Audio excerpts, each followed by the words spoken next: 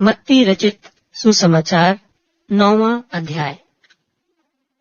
फिर वह नाव पर चढ़कर पार गया और अपने नगर में आया, और देखो कई लोग एक झोले के मारे हुए को खाट पर रखकर उसके पास लाए। यीशु ने उनका विश्वास देखकर उस झोले के मारे हुए से कहा, हे पुत्र, ढाढ़स बांध, तेरे पाप क्षमा हुए। और देखो कई शास्त्रियों ने सोचा कि यह तो परमेश्वर की निंदा करता है। यीशु ने उनके मन की बातें मालूम करके कहा कि तुम लोग अपने अपने मन में बुरा विचार क्यों कर रहे हो? सहज क्या है, यह कहना कि तेरे पाप क्षमा हुए, या यह कहना कि उठ और चल फिर? परंतु इसलिए कि तुम जान लो कि मनुष्य के पुत्र को पृथ्वी पर पाप क्षमा करने का अधिकार है। उसने झोले के मारे हुए से कहा, उठ, अपनी खाट उठा और अपने घर चला जा। वह उठकर अपने घर चला गया। लोग यह देखकर डर गए और परमेश्वर की महिमा करने लगे, जिसने मनुष्यों को ऐसा अधिकार दिया है। वहां से आगे बढ़कर यीशु ने मत्ती नाम एक मनुष्य को महसूल की चौकी पर बैठे देखा और उससे कहा, मेरे पीछे हो ले।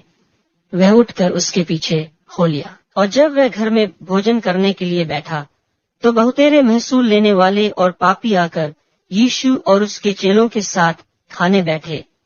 यह देखकर फरीसियों ने उसके चेलों से कहा, तुम्हारा गुरु महसूल लेने वालों और पापियों के साथ क्यों खाता है? उसने यह सुनकर उनसे कहा, वैद्य भले चंगों को नहीं परंतु बीमारों को अवश्य है। सो तुम जाकर इसका अर्थ सीख लो कि मैं बलिदान नहीं परंतु दया चाहता हूँ, क्योंकि मैं धर्मियों को नहीं परंतु पापियों को बुलाने आया हूँ। तब यूहन्ना के चेलों ने उसके पास आकर कहा, क्या कारण है कि हम और फरीसी इतना उपवास करते हैं पर तेरे चेले उपवास नहीं करते? यीशु ने उनसे कहा, क्या बाराती जब तक दूल्हा उनके साथ है शोक कर सकते हैं?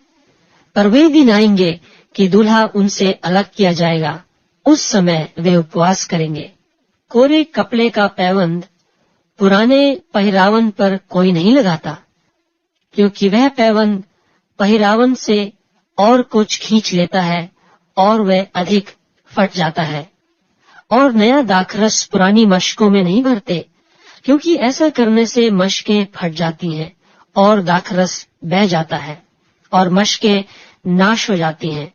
परंतु नया दाखरस नई मशकों में भरते हैं और वह दोनों बची रहती हैं। वह उनसे ये बातें कह ही रहा था कि देखो एक सरदार ने आकर उससे प्रणाम किया और कहा, मेरी पुत्री अभी मरी है, परंतु चलकर अपना हाथ उस पर रख तो वह जीवित हो जाएगी। यीशु उठकर अपने चेलों समेत उसके पीछे हो लिया। और देखो एक स्त्री ने, जिसके 12 वर्ष से लहू बहता था, उसके पीछे से आकर उसके वस्त्र के आंचल को छू लिया, क्योंकि वह अपने मन में कहती थी, यदि मैं उसके वस्त्र ही को छू लूंगी तो चंगी हो जाऊंगी। यीशु ने फिरकर उसे देखा और कहा, पुत्री, ढाढ़स बांध, तेरे विश्वास ने तुझे चंगा किया है। सो वह स्त्री उसी घड़ी चंगी हो गई।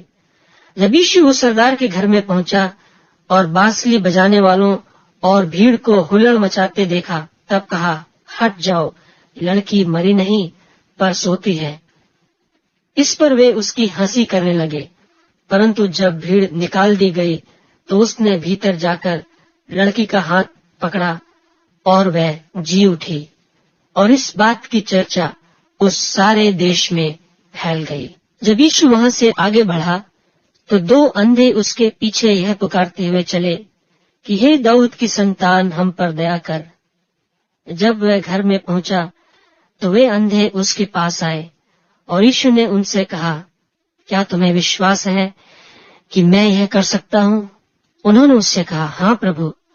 तब उसने उनकी आंखें छूकर कहा, तुम्हारे विश्वास के अनुसार तुम्हारे लिए हो। और उनकी आंखें खुल गईं।